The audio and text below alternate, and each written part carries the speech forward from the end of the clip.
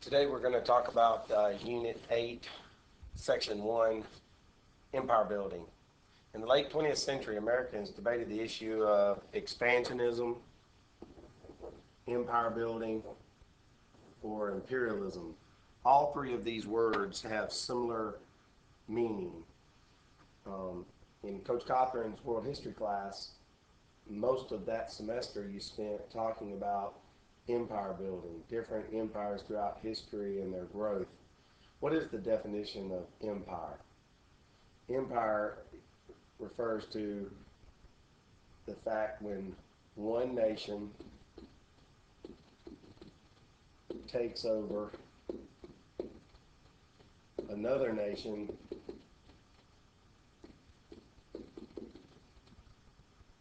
for military,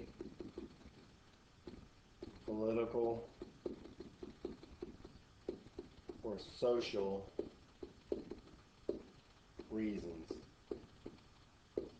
Examples of great empires in history include the Egyptian, Greek, Roman, and in the 20th century, obviously the German Empire and the British Empire.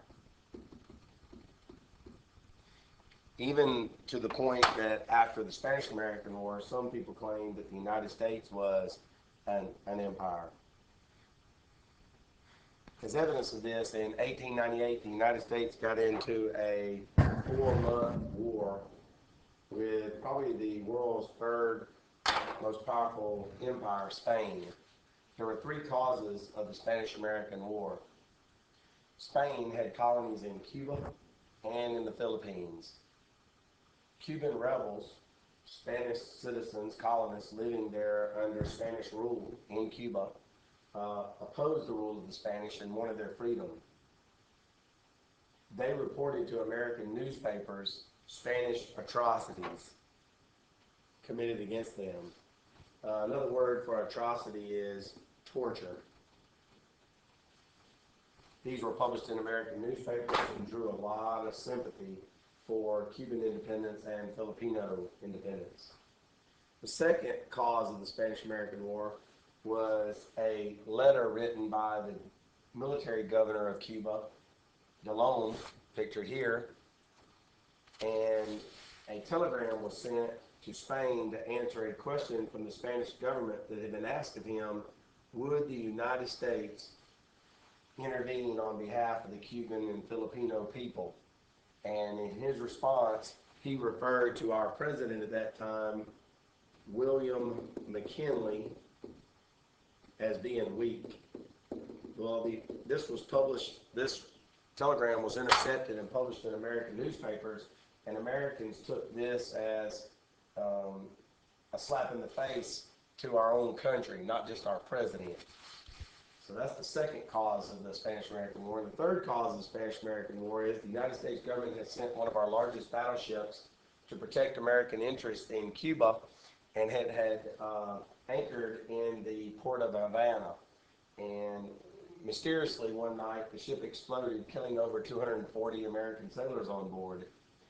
It was discovered that it was caused by a Spanish mine, and that's the way it was reported. 15, 20 years later, it was reinvestigated and found out that it probably was an accident, that it was an internal explosion within the ship.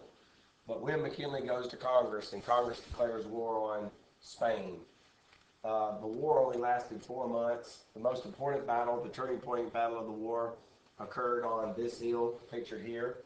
It was actually Kettle Hill, but reporters covering the war decided to name it after the hill beside this one, and it was San Juan Hill.